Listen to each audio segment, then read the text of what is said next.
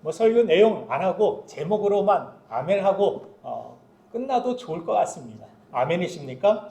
네. 좋은 말로 할 때 돌아오십시오. 자, 우리가 신앙생활하면서 자주 듣는 말 중에 하나가 회개입니다. 회개란 하나님께로 돌아오는 것을 의미합니다. 성경은 하나님을 떠났을 때 인간의 모든 비극이 시작되었고 다시 하나님께 돌아오게 될 때 회복이 시작됨을 우리에게 분명히 보여줍니다. 그래서 이사야서 55장 6절부터 7절 말씀을 보면 돌아올 때 주시는 하나님의 회복에 대하여 우리에게 말씀하여 주십니다. 같이 한번 읽겠습니다. 시작. 너희는 여호와를 만날 만한 때 찾으라. 가까이 계실 때 그를 부르라. 악인은 그의 길을, 의한 자는 그의 생각을 버리고 여호와께로 돌아오라. 그리하면 그가 긍휼히 여기시리라. 우리 하나님께로 돌아오라. 그가 너그럽게 용서하시리라. 아멘. 여호와께로 돌아오라. 그러면 너희를 긍휼히 여기시고 너그럽게 용서하시고 참된 회복의 길로 우리를 이끌어 주신다라고 말씀하여 주십니다. 이 말씀 요즘 말로 표현하자면 한마디로 좋은 말로 할 때 돌아오라는 말씀입니다. 서울에서 어떤 운전자가 갑자기 자기 앞으로 무리하게 끼어드는 앞차 때문에 화가 나서 바짝 붙여서 계속 따라갔다고 합니다. 근데 이 차가 앞차가 고속도로로 나갔는데 그러면 멈추고 가던 길을 돌이켜서 갈 길을 가야 되는데 화를 못 이겨서 계속 쫓아갔더니 부산까지 내려갔다고 합니다. 얼마나 어리석은 낭비입니까? 성경이 이렇게 두껍지만 이 성경을 요약하면 성경의 핵심 메시지는 제자리로 돌아오라는 말씀입니다.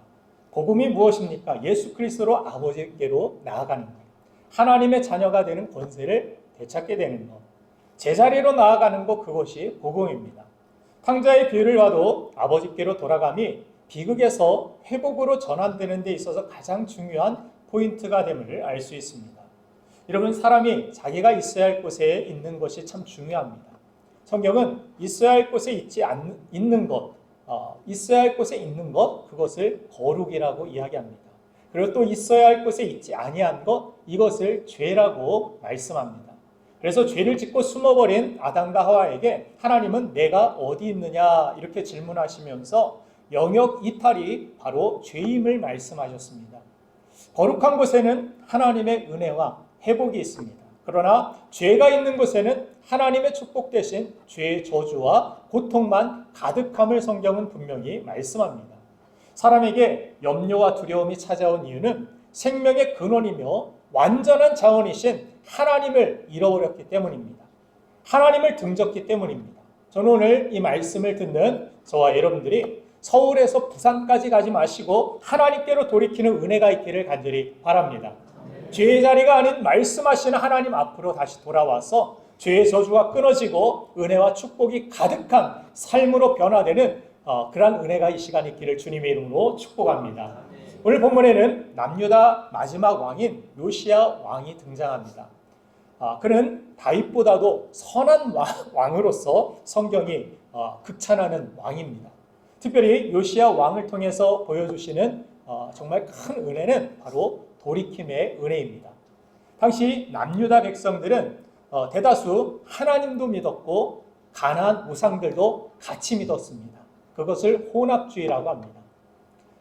합리적이어 보이고 그것이 더 나에게 복이 될 것 같았기 때문에 교회도 가지만 집에 돌아가면 부적도 쓰고 다른 것도 믿고 다른 것도 의지하고 무당들이 또 이방 제사장들이 시키는 것들을 하며 살았습니다. 그런데 요시야 왕이 폐허가 된 이 성전을 자신이 권력을 가졌을 때 수리하던 도중에 대제사장 hil기야라는 사람이 우연히 성전 한 귀퉁이에 있는 이 말씀을, 성경을 발견하게 됩니다. 우연히 모세가 기록한 이 율법서를 발견했고 신학자들은 아마 신명기서였으리라 그렇게 추측을 합니다. 이를 읽은 이 왕이 서기관 사반에게 주어서 왕 앞에서 읽게 만듭니다. 이 선지자가 서기관 사반에게 성경을 넘겨주게 되고 왕 앞에서 읽을 때 왕의 반응이 성경을 보니까 옷을 찢고 회개하며 오직 하나님만을 섬길 것을 결단하는 모습으로 나타나 있습니다. 여러분들 말씀이 내게 들려지고 있다는 것, 이것은 인생의 엄청난 기회를 의미합니다. 여호수아가 죽고 사사기 때부터는 자기의 멋대로 자기 생각대로 사는 이스라엘 백성들로부터 말씀이 희귀해져 버립니다. 말씀이 숨어져 버린 것입니다.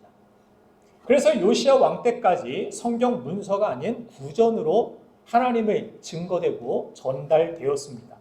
그러다가 성경을 정확한 문서로서 지금 요시야 왕 때 성전에서 발견되게 되고 구전으로 전해 듣던 것과는 달리 정확한 하나님의 뜻이 무엇인지 알게 되었을 때 옷을 찢고 전심으로 회개하게 된 것입니다.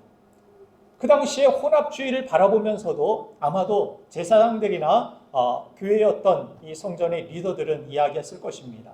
그것도 믿어도 괜찮아. 주일날 뭐 절에 가도 괜찮고 그냥 뭐 부적 쓰고 그냥 뭐 세상 사람들 지금 다 살고 있으니까 하나님은 사랑 아냐? 다 이해하실 거야. 이런 이야기들로 아마 그들의 신앙이 채워지고 전해졌을 것입니다. 그런데 이게 아니었습니다. 정신이 바짝 났습니다. 문서 그대로의 하나님의 말씀을 들으니까 마음을 다하고 힘을 다하고 뜻을 다하여 오직 너의 여호와 하나님만을 섬기라.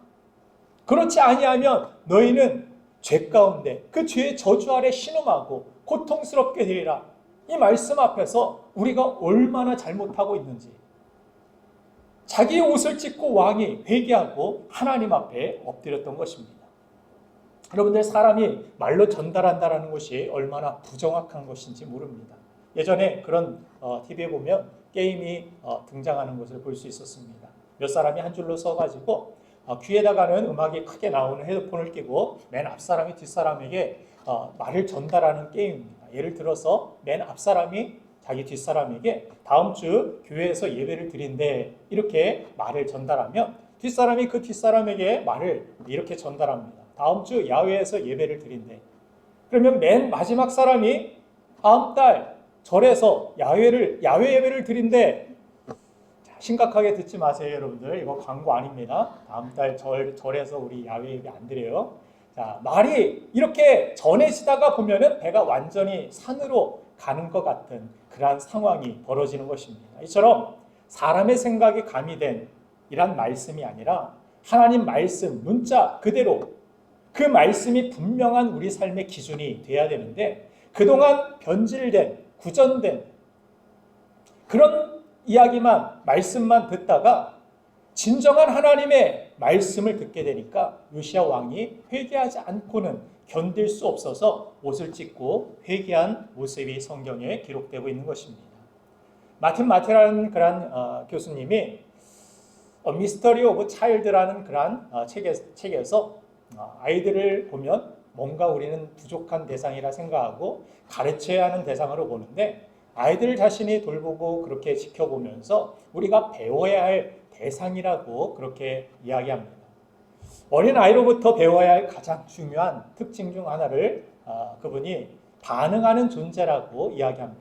반응하는 존재다. 어린아이는 재밌는 것을 봤을 때도 즉각적으로 반응하고 슬픈 것을 봤을 때도 슬픔으로 분명하게 반응한다라는 것입니다. 제가 설교 마치고 이 강대를 내려갈 때도 저는 많이 경험합니다. 저기 위에서 유아실에서 어린 아이들이 어머니와 함께 예배를 드리고 있는데, 예배가 끝나면 저렇게 놀다가도 끝나는 거 기가 막히게 알고, 제가 내려가면 위에서 유리창에 다 매달려가지고 참 원숭이들 같이 이렇게 막 손을 흔들고 저를 얼마나 막 이렇게 반갑게 웃으면서 맞이하는지 모릅니다.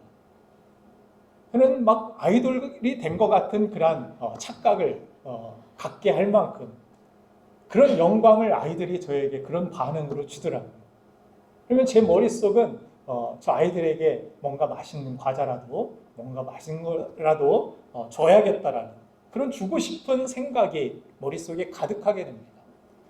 우리가 하나님께 대한 어떤 반응들이 정말 미지근하고, 하나님께 대한 어떤 이 생각과 하나님 말씀에 대한 반응이 그것 난 이미 다 아는 말씀인데, 나는 이미 다 성경을 많이 읽었고 알고 있고 설교도 수없이 많이 들었고, 그런 시원치 않은 반응과 하나님의 말씀을 들어도 날마다 나에게 새롭고, 하나님의 말씀, 하나님 앞에 예배를 드릴 때에도 우리의 삶 가운데 주시는 하나님의 은혜로 말미암아 정말 뜨거운 반응, 감사의 반응, 기쁨의 반응, 은혜에 대한 그런 반응이 있을 때 하나님은 얼마나 영광을 받으실까? 얼마나 기뻐하시고 영광스러워하실까? 그 영광을 받으시는 하나님의 생각은 저와 같이 그 어린아이에게 뭔가라도 주고 싶은 마음과 같이 영광을 돌리는 그들에게 하나님은 그 머릿속에 마음속에 무엇인가를 막 채워주고 싶은 그런 하나님의 마음이 아닐까 저는 그런 생각을 해보았습니다. 물론 성숙한 어른이 된다는 것이 자기 감정을 추스르고 남에게 피해를 주지 않기 위해서 자기가 어떤 화난 감정이 있어도 그것을 다른 사람들에게 표현하지 않고 그것을 감추는 모습을 우리가 성숙한 어른이라 이렇게 생각을 하고 그렇게 살아갑니다. 예전에 부모님이 집에서 막 다투었는데 그래서 성질이 막 나셔서 아이들에게도 막 까칠하게 이야기를 하고 그런데 교회를 왔는데 다른 성도님들에게는 아주 고분하게 정말 조신하게 대하는 그런 모습을 보고 우리 부모님은 거짓말을 너무 잘하는 것 같습니다. 이런 감정이었는데 어떻게 이렇게 돌변해서 사람이 이럴 수 있습니까? 이중인격자들 같습니다. 그런 이야기를 제가 듣고 뭐라고 했을 것 같습니까? 그건 거짓말을 하고 이중인격을 하는 것이 아니라 그분들은 그 감정을 추스리고 참고 인내하고 있는 것이고 그것을 참고 다른 사람들에게 최대한 배려하는 그러한 모습으로 사람을 대하고 있는 것이다. 최선을 다하는 것이지 그 사람이 거짓말을 하고 있는 것이 아니다. 제가 만약에 집에서 집사람과 다투고 왔는데 그 감정 가지고 오늘 승질 나는데 여러분들 제목만 듣고 돌아가십시오. 아멘이십니까? 아멘 하실 분도 있을지 모르겠지만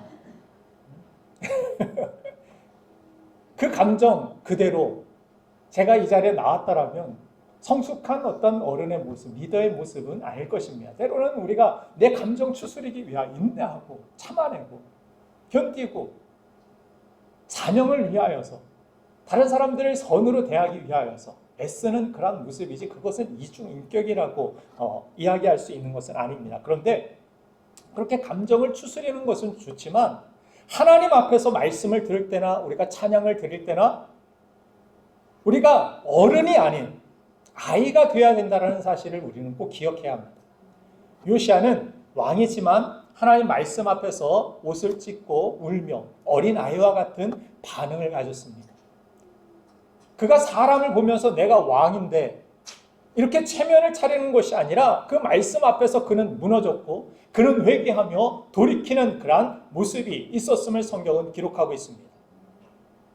그는 사람이 아니라 하나님만을 바라보며 그 말씀 앞에서 하나님을 기뻐한 것입니다. 저는 요시야 왕의 이런 반응을 읽으면서 또 한 사람이 생각났는데 바로 다윗이었습니다. 왜냐하면 언약궤가 예루살렘 성으로 돌아오게 될 때 다윗이 기뻐서 어떻게 춤을 췄습니까? 바지가 흘러내릴 정도로 춤을 췄다라고 성경은 기록하고 있습니다. 그의 아내 미갈은 이러한 모습이 못마땅했고 어떻게 왕의 체면을 지키지 못하고 채통 없이 그렇게 추고 있느냐는 그런 마음을 품었기 때문에 그가 죽을 때까지 아이를 갖지 못했다라고 성경은 그렇게 이야기합니다. 하나님을 기뻐하는 사람을 하나님께서는 사랑하시고 놀라운 은혜를 주시지만 그러나 하나님 앞에서 자기가 어른인 것처럼 그런 모습 가운데서는 하나님의 은혜가 흘러갈 수 없음을 성경은 우리에게 분명히 보여줍니다. 다윗 찬양 가사를 우리가 찬양 부를 때에도 때로는 나는야 다윗처럼 춤을 출 거야 이런 찬양 가사를 제가 따라 부르면서 그런 생각을 해봤어요. 우리 다윗처럼 춤추면은 난리가 날 텐데 뒷감당 어떻게 하려고 다윗처럼 춤추자고 그렇게 이야기할까? 바지가 다 흘러내릴 정도로 그렇게 춤은 우리가 안 추더라도 하나님 말씀 앞에서 요시야 왕처럼 다윗 왕처럼 어린 아이처럼 자신의 왕권, 자신의 체면, 자신의 지위, 직분, 모든 것 다 내려놓고 내게 주신 면류관을 하나님 앞에 내려놓고 그 발 앞에 엎드려 어린 아이와 같이 예배하는 모습, 이것은 우리가 꼭 본받아야 할 아름다운 믿음의 모습이고 영적인 태도인 것입니다. 이렇게 하나님의 말씀에 대하여서 어린 아이와 같이 강력한 반응을 보인 이 다윗과 요시야 왕을 하나님께서 얼마나 축복하셨는지 모릅니다. 다윗은 우리가 잘 아니까 솔로몬 왕까지도 하나님께서 그 자녀까지도 축복하실 정도로 얼마나 하나님께서 축복을 많이 부어주셨는지 모릅니다. 열왕기하 22장 19절부터 오늘 본문 말씀 20절 말씀에 보면은 요시야 왕에게 주신 하나님의 축복 약속이 있는데 한번 같이 읽어보겠습니다. 시작. 내가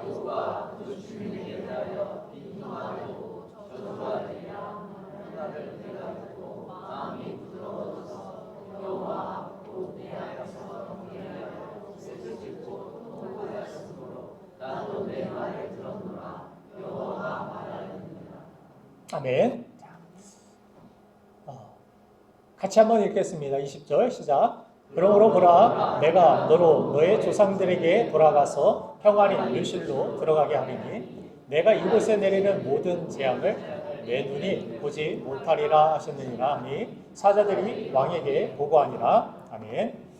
하나님께서 이스라엘 백성들에게 그런 혼합주의적인 신앙 가운데 징계를 내리시기로 작정하셨습니다.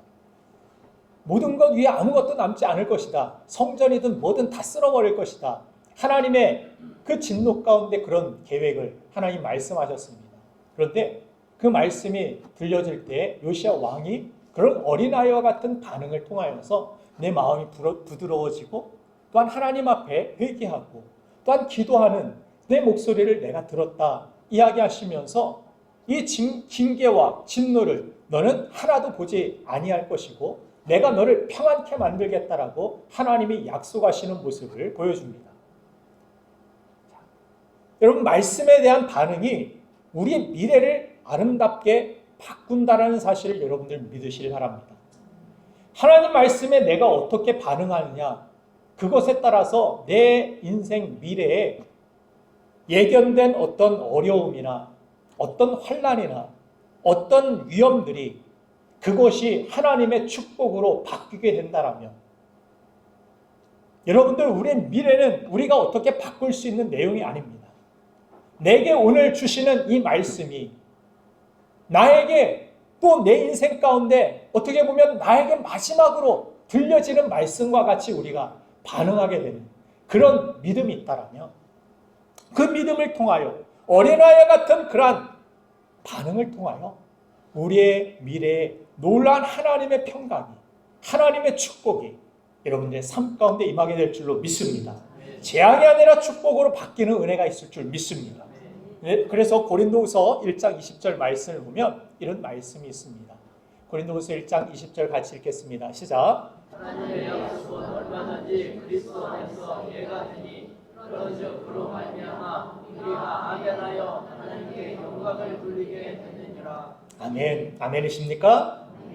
말씀을 들을 때 다 알고 있는 내용이니까 그러려니 하고 무덤덤하게 말씀을 듣지 마시고 말씀을 들을 때에도 어린 아이처럼 말씀이 들려질 때 아멘으로 저 말씀은 내 삶 속에 꼭 이루어지기를 원합니다. 아멘.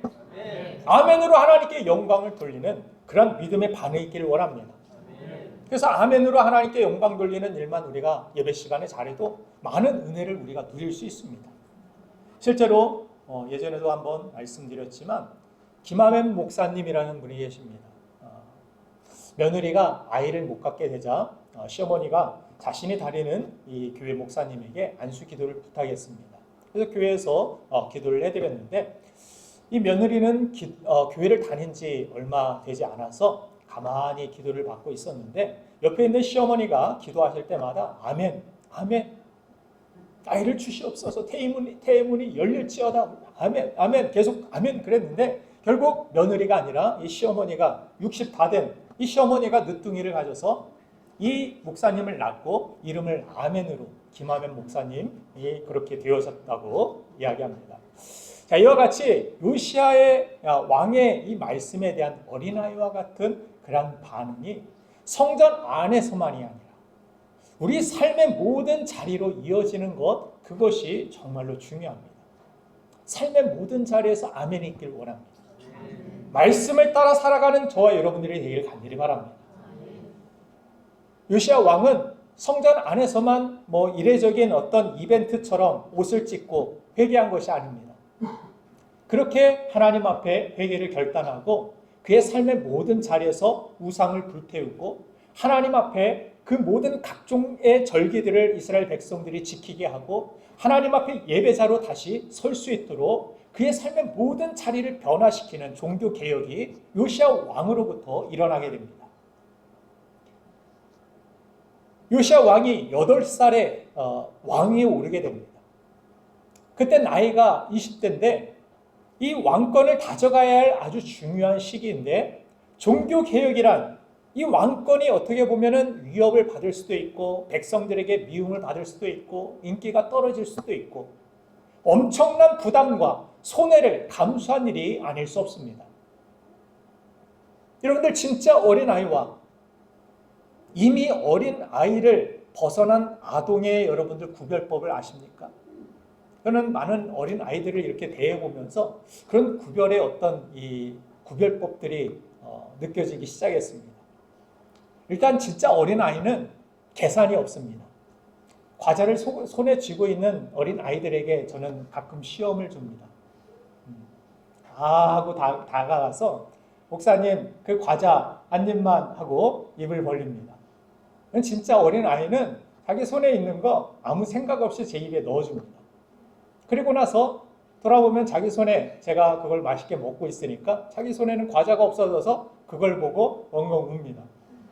그럼 제가 더 많은 것들, 큰 것들을 이렇게 손에 쥐어주고 맛있는 것을 채워주는 그런 모습이 있습니다. 그게 어린아이입니다. 계산이 없어요. 그런데 조금 이제 아동으로 넘어가는 친구들은 한 입만 그러면 얼른 뒤에 감춥니다. 없어. 그리고 또 저를 만나면은 제 눈을 피하고 슬슬 저기 엄마 뒤로 숨거나 도망가기 시작합니다. 두려움이 있는 거죠. 저에게 그 과자를 뺏길까 봐. 두려움이 있습니다. 왜 두려움이 인간에게 있습니까? 계산이 있기 때문입니다. 계산하면 두려워집니다. 하나님 말씀을 받고도 무엇이 나에게 손해가 덜 가지? 우리는 가성비를 많이 따지죠, 살면서도. 이 말씀 가지고 내가 적절하게 최대한 손해를 안 보면서 하나님으로부터도 이익을 좀 얻고 삶에 있어서도 내 손해를 가장 최소화 줄일 수 있는 방법이 무엇일까? 이 가운데서 우리는 많이 갈등하고 계산을 합니다. 말씀에 온전히 순종하고 아멘하지 못하고 우리 삶에 있어서 이 우상도 치우기 싫은데 이거 내가 비싸게 주고 산 건데 이 금 우상 이거 제하여 버리면 뭔가가 나에게 허전해지고 손해가 있을 것 같은데 이것 없으면 안 될 것 같은데 하나님 말씀이 들려도 실제로 이 요시야 왕 때 모든 백성이 다 회개하고 돌이켰으면 그 재앙이 지나갔겠지만 남유다는 여기서 끝나버립니다. 그 재앙의 진노가 이 남유다를 삼켜버립니다. 물론 요시야 왕은 그런 모습을 보지 않고 일찍 죽었기 때문에 그런 모습을 보지 않고 평안히 하나님께로 돌아오는 모습이 있었지만 그 슬픔과 아픔과 자신의 자녀들이 노예로 끌려가고 자신의 아내가 팔려가고 자신의 남편이 죽게 되는 창에 꽂혀서 매달려 있는 그런 모습을 지켜봐야만 되는 이스라엘 백성들. 왜 그랬습니까? 그 중간에서 항상 계산만 하고 갈등만 하고 우상을 제하지 아니하였기 때문입니다. 여러분들 하나님 말씀 앞에서 진짜 어린아이로 우리의 일상을 살아가는 것이 얼마나 중요한지 모릅니다. 성경에 믿음의 사람들로 유명한 다니엘과 같은 사람, 어떻게 보면 뒤가 없습니다. 이 풀무불이 있는데도 이 세 친구들, 다니엘의 친구들 보면 어떻습니까? 대책 없습니다. 하나님만을 예배합니다. 풀무불이 뒤에 들어가 있는데 뒤에는 죽음입니다. 그걸 계산에 넣으면 어떻게 됐을까요? 일단은 살고 봐야죠. 내가 이익이 되는 곳, 내가 더 잘 살 수 있는 곳, 이곳으로 나아가야겠죠. 그러나 그들의 어떤 결단과 결정들을 보면은 뒤가 없습니다.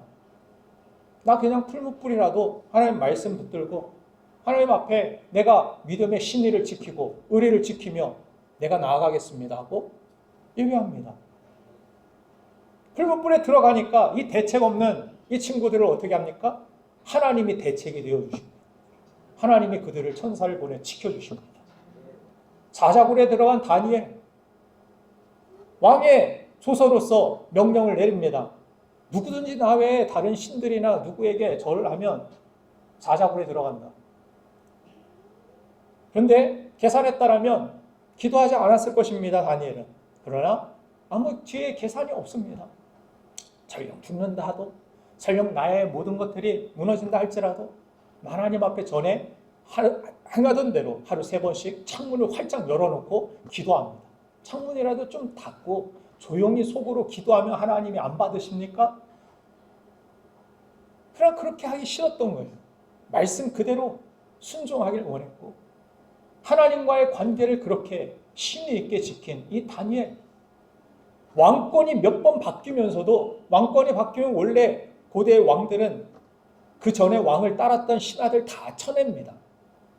땅에 묻어버리거나 죽이거나 새로 다 갈아버립니다. 그러나 3대 왕이 바뀌면서도 이 다니엘은 계속해서 쓰임받습니다. 자신 목숨 지키겠다라고 이리저리 눈치 보고 계산하고 피해갔다라면 이런 다니엘은 없었을 것입니다. 하나님 앞에 인정받는 다니엘, 하나님의 축복과 은혜를 풍성히 누리는 이 다니엘은 없었을 것입니다. 요셉도 보면 요셉 하나님과의 그러한 믿음을 지키기 위하여서 노예로 팔려가 있었을 때 예전에 카톨릭 방송에서 보여주는 이 요셉 영화를 본 적이 있습니다. 내용에 보니까 이 보디발의 이 아내, 이 보디발의 아내가 요셉을 유혹하게 되고 그것이 요셉이 그 자리를 뿌리치고 달아나니까 어떻게 합니까? 요셉이 나를 강간하려고 했다.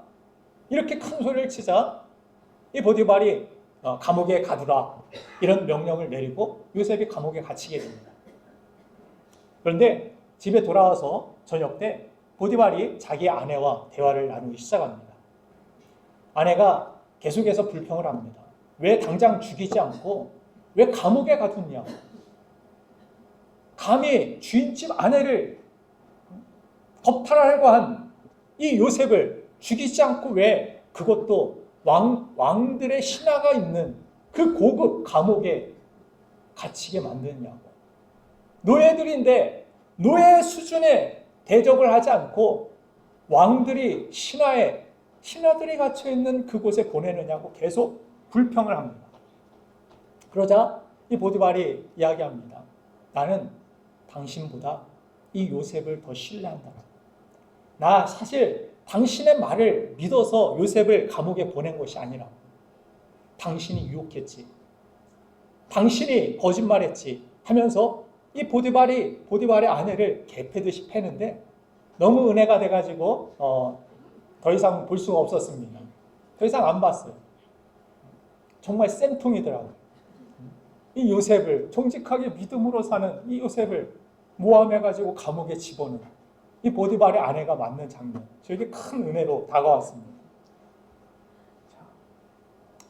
요셉은 그렇게 계산하지 않고 당연히 정말 자신이 말씀으로 살아가는 것, 믿음으로 살아가는 것, 누가 보지 않아도 그 외국 땅에서 주변에 믿음의 사람 아무도 없어도 하나님을 섬기고 하나님을 의지하고 하나님만을 신뢰하고 하나님 말씀대로 살아가는 것, 그것이 당연히 자기가 할 일로 여겼다라는 것입니다. 여러분들 사랑은 계산하지 않고 당연히 자신이 할 일로 여깁니다. 하나님을 진정으로 사랑하게 되면 맡겨준 사명, 맡겨준 예배, 맡겨주신 모든 것들, 이것이 당연한 것들로 여겨집니다. 당연히 하나님 앞에 해야 할 일. 여러분들 자녀들에게 부모가 자녀를 우리가 양육하고 우리 어린 아이들을 이유식도 먹이고 음식을 차려주고 이렇게 기르면서 어떻게 여깁니까? 우리 임사랑 집사님 어때요? 나중에 다 돌려받을 걸로 기록하고 계시죠? 당연히 내 자녀니까 당연히 힘들어도 어려워도 몸이 피곤하고 불편하고 그런 날에도 내가 당연히 이 아이를 책임지고 돌봐야 될 그런 사명으로 여기고 그런 자녀로 여기는 거 뭐 때문입니까? 사랑 때문입니다. 사랑. 하나님이 우리를 사랑하시는 거, 십자가를 지시고 십자가에서 죽으신 거, 이건 계산이 안 되는 일입니다. 계산이 안 돼요. 계산하셨다라면 나를 위해 십자가에 주님이 죽으셨겠습니까? 이건 계산이 아니라 사랑인 것입니다. 그래서 십자가에서 우리에게 사랑을 보여주시는 거예요. 얼마나 우리를 사랑하시는지. 하나님 저와 여러분들을 사랑하십니다. 사랑하십니다. 그런데 우리는 하나님을 향하여서 늘 계산을 합니다. 이게 나에게 이익이 될까? 손해가 될까? 이게 불편할 일이 될까? 귀찮은 일이 될까? 내 시간이 들어갈까? 내 차비가 들어갈까? 내 돈이 들어갈까? 신앙에 그래서 가장 큰 대적은 어떻게 보면 계산입니다. 계산하면 약해집니다. 복잡해집니다. 약해지면 흔들리게 됩니다. 순종하는 믿음의 사람들은 그래서 계산하지 않고 뒤가 없으니까 아주 삶이 명료합니다. 그냥 하나님 말씀 그거 우선순위 그걸 따라서 움직여 나아갑니다. 하나님께서 그런 삶의 미래를 열어주시고 좁은 길 같은 길로 들어갔는데 그곳에 생명이 있고 그곳에 구원이 있고 하나님의 축복이 기다리고 있는 이런 하나님의 인도하심이 있음을 보게 됩니다. 누가복음 3장 8절부터 9절까지의 말씀을 보면은 회개에 합당한 열매를 맺으라고 우리에게 권고합니다. 같이 한번 읽어보겠습니다. 시작. 회개에 합당한 열매를 맺고 스스로 아브라함이 우리 조상이라 말하지 말라. 내가 너희에게 이르노니 하나님이 너희 이웃들로 아브라함의 자손이 되게 하시리라. 이미 우리가 마음에 이르렀으니 좋은 열매 맺지 아니하는 땅마다 지켜업에 던져지라. 아멘. 좋은 열매 맺는 그러한 삶으로 살아가라. 회개에 합당한 그러한 열매를 맺어라. 오늘 말씀을 들었던 요시야 왕은 삶의 모든 자리에서 회개에 합당한 열매를 맺기 시작했습니다. 하나님이 기뻐하시는 그러한 열매로 가증한 열매들, 거짓된 열매들을 바꾸기 시작했습니다. 말씀에 대한 어린아이와 같이 단순한 믿음의 순종의 반응을 통하여서 하나님께서는 요시야를 축복하셨고 이 요시야 왕의 위대함은 그래서 말씀에 대한 반응이 성전 안에서 예배 가운데 끝난 것이 아니라 예배 퍼포먼스가 아니라 이것을 중심으로 어떻게 했습니까? 삶의 자리에서 예배자로 산 것입니다. 하나님 말씀에 힘써 반응한 것입니다. 거기에 그의 위대함이 있습니다. 성경학자들은 이 요시야로부터 시작된 이 종교개혁이 이스라엘 백성들은 회개하지 않고 돌이키지 않음으로 인하여서 진노로 멸망을 받았지만 이 남유다는 그런데 이 종교개혁이 요시야 시대부터 시작된 이 종교개혁이 후대에 영향을 주게 되어서 현대 유대교가 처음으로 형성이 되었을 것이라 그렇게 보고 있습니다. 유대교가 하나님 말씀으로 기준으로 해서 어떻게 일어났느냐? 요시야 왕의 이 말씀 앞에서의 반응을 통하여서 사랑하는 여러분들 말씀이 들려질 때 그 말씀에 내가 어떻게 반응하느냐 그것이 중요함을 여러분들 꼭 기억하시길 바랍니다. 그리고 삶의 자리에서 여러분들이 하나님 말씀에 힘써 반응할 때 여러분들뿐만이 아니라 여러분들 주변 사람들, 가족들까지도 선한 하나님의 영향력, 하나님의 축복이 흘러갈 줄로 믿으시길 바랍니다. 하나님 말씀이 들려질 때 이것을 기회로 여러분들 여기시고 말씀을 가지고 여러분들 힘써 어린아이 같이 반응하시고 말씀이 내 삶에 복이 되고 자녀들과 후손들까지도 복이 되는 그러한 은혜가 저와 여러분들이 있기를 주님의 이름으로 축원드립니다. 이 시간 우리 함께 결단하고 하나님 앞에 기도하길 원합니다.